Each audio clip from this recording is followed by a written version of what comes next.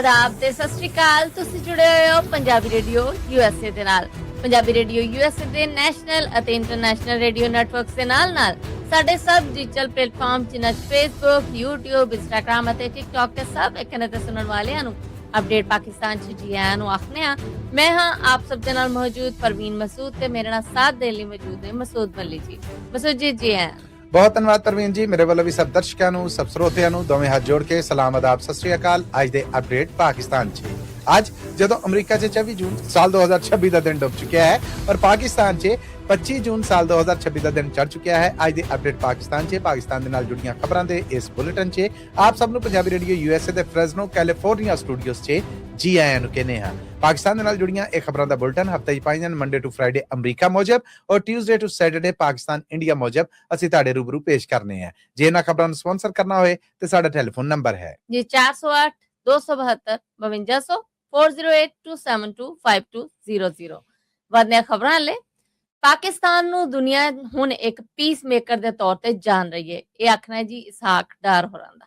ਜੀ ਬਿਲਕੁਲ ਜੀ, ਟੈਲੀਫੋਨਿਕ ਰਾਬਤਾ ਹੋਇਆ ਆ ਇਸਾਕ ਹੋਣਾ ਦਾ ਜਿਹੜੇ ਚਾਈਨਾ ਦੇ ਫਾਰਨ ਮਿਨਿਸਟਰ ਨੇ ਉਹਨਾਂ ਦੇ ਨਾਲ।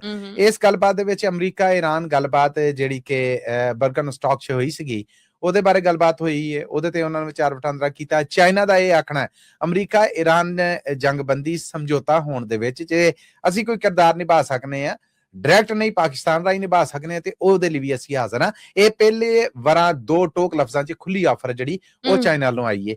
ਉਸ ਤੋਂ ਬਾਅਦ ਫਿਰ ਮੀਡੀਆ ਨੂੰ ਦਿੱਤੇ ਸਨਾਹ ਦੇ ਵਿੱਚ ਉਹਨਾਂ ਨੇ ਆਖਿਆ ਹੈ ਕਿ ਯੂਨਾਈਟਿਡ ਨੇਸ਼ਨ ਦਾ ਜਿਹੜਾ ਦੁਨੀਆ ਭਰ ਦੇ ਵਿੱਚ ਅਮਦਾ ਮਨਸ਼ੂਰ ਹੈ ਉਹਦੇ ਤਹਿਤ ਪਾਕਿਸਤਾਨ ਇਸ ਵੇਲੇ ਦੁਨੀਆ ਭਰ ਦੇ ਵਿੱਚ ਇੱਕ ਪੀਸ ਮੇਕਰ ਅਮਨ ਨੂੰ ਕਾਇਮ ਕਰਨ ਲਈ ਯਤਨ ਕਰਨ ਵਾਲੇ ਮੁਲਕ ਦੇ ਤੌਰ ਤੇ ਜਾਣਿਆ ਜਾ ਰਿਹਾ।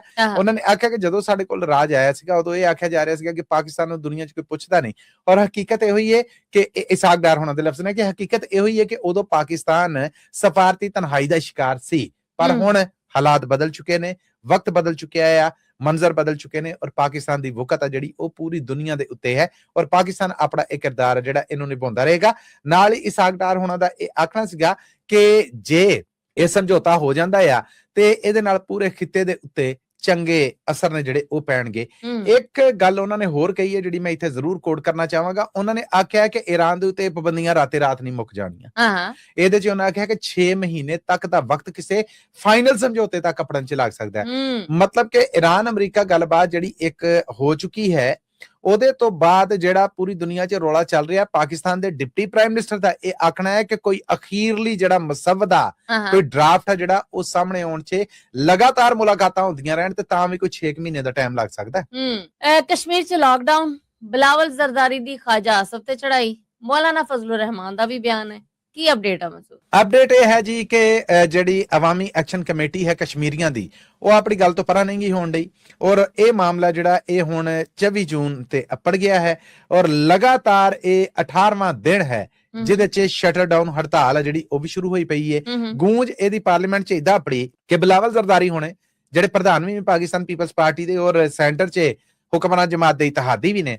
ਉਹਨਾਂ ਆਖਿਆ ਕਿ ਇੱਕ ਵਜ਼ੀਰ ਖਾਜਾ ਆਸਫ ਹੋਣਾ ਦਾ ਨਾਂ ਨਹੀਂ ਲਿਆ, ਇੱਕ ਵਜ਼ੀਰ ਖਲੋ ਕੇ ਕਸ਼ਮੀਰੀਆਂ ਨੂੰ ਲਲਕਾਰਨ ਡਿਆ। ਇਹੋ ਜਿਹੇ ਬੰਦੇ ਨੂੰ ਤੇ ਇੱਥੇ ਪਾਰਲੀਮੈਂਟ ਦਾ ਹਿੱਸਾ ਹੀ ਨਹੀਂ ਹੋਣਾ ਚਾਹੀਦਾ, ਚੁੱਕ ਕੇ ਬਾਹਰ ਸੁੱਟ ਦੇਣਾ ਚਾਹੀਦਾ। ਖਾਜਾ ਆਸਫ ਸਾਹਿਬ ਮੂੰਹ ਦੇ ਹੱਥ ਰੱਖ ਕੇ ਚੁੱਪ ਕਰਕੇ ਗੱਲ ਤੇ ਸੁਣਦੇ ਰਹੇ। ਪਾਰਲੀਮੈਂਟ ਸਾਰਿਆਂ ਨੂੰ ਪਤਾ ਹੈ ਕਿਹਦੀ ਗੱਲ ਹੋਣ ਡਈ। ਉਹਨਾਂ ਕਿ ਗੱਲਬਾਤ ਦੇ ਨਾਲ ਮਾਮਲੇ ਨਿਬੇੜਨੇ ਚਾਹੀਦੇ ਨੇ। ਇਸ ਟਾਈਮ ਕਸ਼ਮੀਰ ਦੇ ਅੰਦਰ ਦਵਾਵਾਂ ਦੀ ਔਰ ਖੁਰਾਕ ਦੀ ਜਿਹੜੀ ਉਹਦੇ ਘਾਟੇ ਦੇ ਜਾਂ ਕਾਲ ਦੇ ਮਾਮਲੇ ਸਾਹਮਣੇ ਆਉਣ ਡੇ ਨੇ। ਮਾਮਲਾ ਕਿਸੇ ਬੰਨੇ ਲੱਗਣ ਹੀ ਨਹੀਂ ਡਿਆ। ਇਹਦੇ ਤੇ ਫਿਰ ਵਜ਼ੀਰ ਹਕੂਮਤੀ ਉਹਨਾਂ ਆਖਿਆ ਕਿ ਜੀ ਉਹਨਾਂ ਦੀਆਂ ਮੰਗਾਂ ਹੁਣ ਇਹ ਹੋ ਗਈਆਂ ਨੇ ਜਿਹੜੀਆਂ ਪਾਕਿਸਤਾਨ ਦੇ ਵਜੂਦ ਦੇ ਖਿਲਾਫ ਨੇ। ਯਾਨੀ ਪਾਕਿਸਤਾਨ ਨੇ 78 ਸਾਲ ਤੱਕ ਕਸ਼ਮੀਰ ਦੇ ਬਾਰਡਰਾਂ ਤੇ ਇੰਡੀਆ ਵਾਲੇ ਪਾਸੇ ਮਤੱਕਾ ਲਾ ਕੇ ਆਪਣੇ ਫੌਜੀ ਖੜੇ ਕਰ ਦਿੱਤੇ। ਹੁਣ ਉਹ ਜਿਹੜੇ ਮੰਗਾਂ ਕਰਨ ਦੇ ਨੇ ਉਹਦੇ ਵਿੱਚ ਇਹਨਾਂ ਸ਼ੈਵਾਂ ਤੋਂ ਬਿਲਕੁਲ ਅਪਾਰਿਆਂ ਜਾ ਰਹੇ ਨੇ ਬਗਾਵਤ ਜਿਹੜੀ ਸਾਡੇ ਲਈ ਕਾਬਿਲ ਕਬੂਲ ਨਹੀਂ ਹੈ। ਗੱਲ ਕਰਨ ਤੋਂ ਅਸੀਂ ਨਹੀਂ ਨਸੇ, ਗੱਲ ਕਿਹਦੇ ਨਾਲ ਕਰੀਏ? ਕੋਈ ਸਿਆਸੀ ਤਾਕਤ ਹੋਵੇ ਤੇ ਉਹਦੇ ਨਾਲ ਹੀ ਕਰਾਂਗੇ ਨਾ। ਆਪਣੀਆਂ ਸਿਆਸੀ ਤਾਕਤਾਂ ਨੂੰ ਉਹਨੇ ਕੁਝ ਜਾਣਨ ਦੇ ਨਾ, ਉਹ ਆਪੋਜੀਸ਼ਨ ਨੂੰ ਮੰਨਣ ਦੇ ਨੇ ਨਾ ਉਹ ਹੁਕਮਰਾਨ ਰਾਜ ਹੈ ਜਿਹੜਾ ਉਹਨੂੰ ਮੰਨਣ ਦੇ ਨੇ। ਆਪ ਇਹ ਜਿਹੜੇ ਸਾਹਮਣੇ ਆਏ ਇਹ ਕੋਈ ਸਿਆਸੀ ਤਾਕਤ ਨੇ ਨਹੀਂ, ਇਹ ਲੋਕਾਂ ਦੇ ਗਰੋਹ ਇਕੱਠੇ ਹੋ ਕੇ ਬਣੀ ਇੱਕ ਕਮੇਟੀ ਹੈ ਜਿਹਦੀ ਕੋਈ ਸਿਆਸੀ ਤਾਰੀਖ ਨਹੀਂ, ਜਿਨ੍ਹਾਂ ਨੇ ਕਦੀ ਕੋਈ ਇਲੈਕਸ਼ਨ ਨਹੀਂ ਲੜਿਆ। ਇਹ ਧਰਨਾ ਦੇ ਕੇ ਤੇ ਹੁਣ ਬਲੈਕਮੇਲਿੰਗ ਕਰਨ ਦੇ ਨੇ। ਇਹਨਾਂ ਦੀਆਂ ਜਾਇਜ਼ ਮੰਗਾਂ ਅਸੀਂ ਪੂਰੀਆਂ ਕਰ ਦਿੱਤੀਆਂ। ਇਹਨਾਂ ਨੇ ਲੋਕਾਂ ਦੀ ਹਮਾਇਤ ਨੂੰ ਆਪਣੀ ਤਾਕਤ ਬਣਾਇਆ ਔਰ ਉਸ ਤਾਕਤ ਨੂੰ ਹੁਣ ਗਲਤ ਵਰਤਣ ਦੇ ਨੇ। ਫਿਰ ਉੱਥੇ ਇਹ ਵੀ ਗੱਲਬਾਤ ਹੋਈ ਕਿ ਰਾਵਲਾ ਕੋਟ ਦੇ ਵਿੱਚ ਜਿੱਦਾਂ ਇਹ ਧਰਨਾ ਦੇ ਕੇ ਬੈਠੇ ਨੇ ਪਰਚੇ ਇਹਨਾਂ ਤੇ ਹੋਣ ਡੇ ਨੇ, ਇਹ ਸਾਰੇ ਮਾਮਲੇ ਹੈ ਨੇ, ਇਹਦਾ ਰਾਹ ਕਿੱਦਾਂ ਨਿਕਲੇਗਾ? ਮੌਲਾਨਾ ਫਜ਼ਲੁਰ ਰਹਿਮਾਨ ਦਾ ਕੱਲ ਅਸੀਂ ਦੱਸਿਆ ਸੀਗਾ ਕਿ ਇਹ ਅਵਾਮੀ ਐਕਸ਼ਨ ਕਮੇਟੀ ਹੈ ਜਿਹੜੀ ਉਹ ਮੌਲਾਨਾ ਫਜ਼ਲੁਰ ਰਹਿਮਾਨ ਰਾਹੀਂ ਗੱਲਬਾਤ ਕਰਨ ਦੀ ਹਾਮੀ ਹੈ। ਹੁਣ ਇਹਦੇ ਤੋਂ ਬਦਲ ਜਾਂਦੇ ਨੇ ਬਿਲਾਵਲ ਜ਼ਰਦਾਰੀ ਹੋਣਾ ਦੇ ਇਸ ਬਿਆਨ ਤੋਂ ਬਾਅਦ, ਕਿਉਂਕਿ ਉਹਨਾਂ ਨੇ ਖੁੱਲੀ ਡੁੱਲੀ ਗੱਲਬਾਤ ਕੀਤੀ। ਹੋ ਸਕਦਾ ਉਹ ਬਿਲਾਵਲ ਰਾਹੀਂ ਗੱਲਬਾਤ ਕਰਨ। ਇਹ ਮਾਮਲੇ ਬਣਨੇ ਵਿਗੜਨੇ ਕਿਸੇ ਤਰ੍ਹਾਂ ਗੱਲਬਾਤ ਦੀ ਟੇਬਲ ਦੇ ਉੱਤੇ ਹੀ ਆਣੇ ਆ। ਸਰਕਾਰ ਦੇ ਨਾਲ ਫੋਰਸਿਸ ਦੇ ਨਾਲ ਮੁਕਾਬਲਾ ਜਿਹੜਾ ਉਹ ਤਾਂ ਨਹੀਂ ਹੋਣਾ।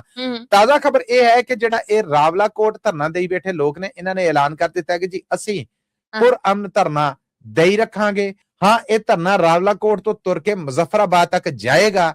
ਸਰਕਾਰ ਵੱਲੋਂ ਖੜੇ ਕੀਤੇ ਕੰਟੇਨਰ ਫੋਰਸਿਸ ਔਰ ਇਲਾਕੇ 'ਚ ਇੰਟਰਨੈਟ ਦੀ ਬੰਦਿਸ਼ ਆ ਜਿਹੜੀ, ਉਹਨਾਂ ਸਾਰੀਆਂ ਰੁਕਾਵਟਾਂ ਨੂੰ ਤੋੜ ਸਕੇਗਾ। ਉਹਦੇ ਤੇ ਉਹਨਾਂ ਤਰਫਾ ਨਹੀਂ ਕੀਤਾ। ਉਹਨਾਂ ਕਿਹਾ ਧਰਨਾ ਜੇ ਰਾਵਲਾ ਕੋਟ 'ਚ ਤੇ ਅਸੀਂ ਇੱਥੇ ਬੈਠੇ, ਇੱਥੋਂ ਨਹੀਂ ਅਸੀਂ ਹਿੱਲਣ ਲੱਗੇ। ਫੈਡਰਲ ਸਰਕਾਰ ਨੇ ਧੱਕੇ ਨਾਲ ਡਾਲਰ ਦਾ ਮੁੱਲ ਡੱਕਿਆ ਹੈ। ਅੱਜ ਆਜ਼ਾਦ ਟ੍ਰੇਡ ਹੋਏ ਤੇ ਡਾਲਰ ਦਾ ਮੁੱਲ 500 ਤੱਕ ਅੱਪੜ ਜਾਏਗਾ। ਸੀਐਮ KPK ਸੂਬੇ ਦਾ ਬਜਟ ਆ ਜਿਹੜਾ ਉਹ ਬਜਟ ਸੈਸ਼ਨ ਦੀ ਮਨਜ਼ੂਰੀ ਤੋਂ ਬਾਅਦ ਇਹ ਗੱਲਾਂ ਉਹਨਾਂ ਨੇ ਕੀਤੀਆਂ। ਪਹਿਲਾਂ ਤਾਂ ਇਹ ਵੀ ਧਮਕੀ ਸੀ ਅਸੀਂ ਬਜਟ ਮਨਜ਼ੂਰੀ ਨਹੀਂ ਕਰਨਾ। ਫਿਰ ਬੈਰਿਸਟਰ ਗੌਹਰ ਹੋਣੇ ਜਿਹੜੇ ਇਮਰਾਨ ਖਾਨ ਦੀ ਸਿਆਸੀ ਪਾਰਟੀ ਦੇ ਲੀਡਰ ਨੇ ਇਸ ਟਾਈਮ, ਉਹਨਾਂ ਆਖਿਆ ਜੀ ਬਜਟ ਜੇ ਮਨਜ਼ੂਰ ਨਾ ਕਰਦੇ ਤੇ ਇਹਦਾ ਨੁਕਸਾਨ ਸਿੱਧਾ ਤੇ ਸਿੱਧਾ KPK ਸੂਬਾ ਸਰਕਾਰ ਨੂੰ ਸੀ ਔਰ ਅਸੀਂ ਆਪਣੀ ਸਿਆਸੀ ਵਕਤ ਆ ਜਿਹੜੀ ਉਹਨੂੰ ਜਜ਼ਬਾਤੀਅਤ ਦੇ ਨਾਲ ਨਹੀਂ ਗਵਾਉਣਾ ਚਾਹੁੰਦੇ। ਕੱਲ ਜਦੋਂ ਇਹ ਸਾਰਾ ਹੋਇਆ, ਉਹਨਾਂ ਆਖਿਆ ਕਿ ਬਜਟ ਸੈਸ਼ਨ ਦੇ ਉੱਤੇ ਅਸੀਂ ਜਸ਼ਨ ਮਨਾਈਏ ਜਾਂ ਨਾ ਮਨਾਈਏ, ਪਰ ਇੱਕ ਜਸ਼ਨ ਜ਼ਰੂਰ ਮਨਾਵਾਂਗੇ ਜਿੱਦਣ ਇਮਰਾਨ ਖਾਨ ਦੀ ਰਿਹਾਈ ਹੋ ਗਈ। ਸੋ ਇਹ ਹੁਣ ਇੱਕ ਜ਼ਿੱਦ ਆ ਜਿਹੜੀ ਇਹ ਵੀ ਸਾਹਮਣੇ ਆਣ ਰਹੀ ਹੈ। ਨਾਲੇ ਮਾਮਲੇ ਨੇ ਜਿਹੜੇ ਇਹ ਵੀ ਤੁਰਨ ਡੇ ਨੇ। ਗਰੋਥ ਜਿਹੜੀ ਉਹਨਾਂ ਨੇ ਆਖਿਆ ਕਿ 3% ਦਾ ਦਾਅਵਾ ਕਰਨ ਡੇ ਨੇ ਇਹ, ਔਰ 5% ਦੀ ਘੱਟੋ ਘੱਟ ਹੋਣੀ ਚਾਹੀਦੀ ਸੀ। ਕਿ ਇਹ ਪਤਾ ਨਹੀਂ ਕਿਹੜੇ ਆંકੜੇ ਨੇ ਜਿਹੜੇ ਆਪੇ ਹੀ ਬਣਾਈ ਫਿਰਦੇ ਨੇ, ਆਪੇ ਹੀ ਢੋਲ ਵਜਾਈ ਫਿਰਦੇ ਨੇ, ਆਪੇ ਹੀ ਦੱਸੀ ਫਿਰਦੇ ਨੇ। ਇਹਨਾਂ ਆંકੜਿਆਂ ਦਾ ਆਮ ਬੰਦੇ ਨੂੰ ਕੋਈ ਫਾਇਦਾ ਹੋਣ ਡਿਆ? ਜੇ ਤੇ ਇਹ ਸਾਰੀਆਂ ਸੱਚਾਈਆਂ ਨੇ ਤੇ ਫਿਰ ਆਮ ਬੰਦੇ ਨੂੰ ਵੀ ਰਿਲੀਫ ਲੱਭੇ ਨਾ। ਕਿੱਥੇ ਆ ਰਿਲੀਫ?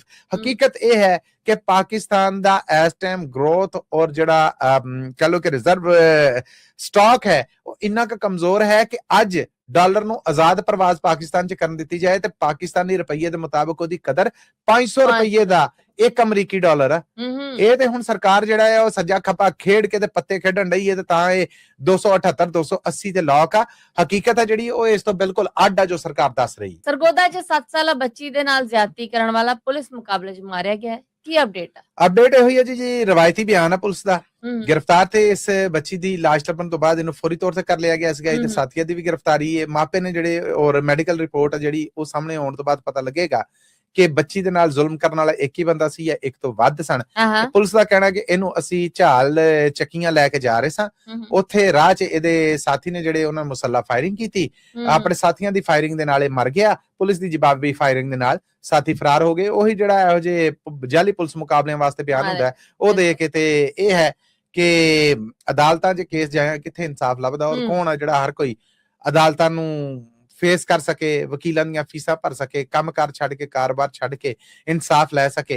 ਇਹ ਇੱਕ ਸਸਤਾ ਜਿਹਾ ਇਨਸਾਫ ਆ ਜਿਹਦੇ ਤੇ ਮਾਪੇ ਵੀ ਰਾਜ਼ੀ ਹੋ ਜਾਂਦੇ ਔਰ ਆਮ ਲੋਕ ਵੀ ਕਿ ਜ਼ੁਲਮ ਕਰਨ ਵਾਲਾ ਜਿਹੜਾ ਉਹਨੂੰ ਉਦੋਂ ਹੀ ਫੱਟੇ ਚਾੜ ਦੋ। ਸਰਕਾਰ ਦੀ ਇਹ ਕਾਰਵਾਈ ਹੈ ਜਿਹੜੀ ਹਿਊਮਨ ਰਾਈਟਸ ਕਮਿਸ਼ਨ ਸਮੇਤ ਸਾਰੀਆਂ ਇਨਸਾਨੀ ਹੱਕਾਂ ਦੇ ਪੱਧਰ ਲਈ ਕੰਮ ਕਰਨ ਵਾਲੀਆਂ NGOs ਤਨਜ਼ੀਮਾਂ ਔਰ ਇੰਟਰਨੈਸ਼ਨਲ ਜਿਹੜੀਆਂ NGOs ਨੇ ਉਹ ਇਹਦੇ ਤੇ ਰੌਲਾ ਪਾ ਰਹੀਆਂ ਕਿ ਇਹ ਧੱਕਾ ਆ। ਪਰ ਪਾਕਿਸਤਾਨੀ ਕਾਨੂੰਨ ਦੇ ਵਿੱਚ ਇਨਸਾਫ ਵੀ ਤੇ ਨਹੀਂ ਹੈ। ਇਸ ਕਰਕੇ ਜਿੱਥੇ ਮੈਂ ਕਿਸੇ ਧੀ ਦੇ ਨਾਲ ਹੋਇਆ ਇਹ ਮਾਮਲਾ ਵੇਖਣਾ, ਉੱਥੇ ਤੇ ਮੈਨੂੰ ਇਹ ਕਾਨੂੰਨ ਧੱਕਾ ਹੀ ਸਹੀ ਪਰ ਚੰਗਾ ਲੱਗਦਾ ਹੈ। ਸੁਣਿਆ 에ਅਰ ਇੰਡੀਆ ਦਾ ਮੁਸਾਫਰ ਹਵਾਈ ਜਹਾਜ਼ ਪਾਕਿਸਤਾਨੀ ਹੱਦਾਂ 'ਚ ਆ ਕੇ ਵਾਪਸ ਮੁੜਿਆ। ਜੀ ਬਿਲਕੁਲ, ਔਰ ਇੰਡੀਆ ਦੇ ਪਾਸੇ ਸੁਣਿਆ ਉਹਦੀ ਇਨਕੁਆਇਰੀ ਹੈ ਜਿਹੜੀ ਉਹ ਵੀ ਲੱਗ ਗਈ ਹੈ। ਮਾਮਲਾ ਇਹ ਬਣਿਆ ਹੈ ਕਿ ਇਹ 에ਅਰ ਇੰਡੀਆ ਦੀ ਪ੍ਰਵਾਜ਼ ਸੀਗੀ ਜਿਹੜੀ ਦਿੱਲੀ ਤੋਂ ਅੰਮ੍ਰਿਤਸਰ ਲੈਂਡ ਕਰਨੀ ਸੀ। ਮੌਸਮ ਕੁਝ ਖਰਾਬ ਸੀਗਾ ਔਰ ਇੱਕ ਹਵਾਈ ਜਹਾਜ਼ ਦੇ ਨਾਲ ਇੱਕ ਪਰਿੰਦਾ ਵੱਜ ਗਿਆ।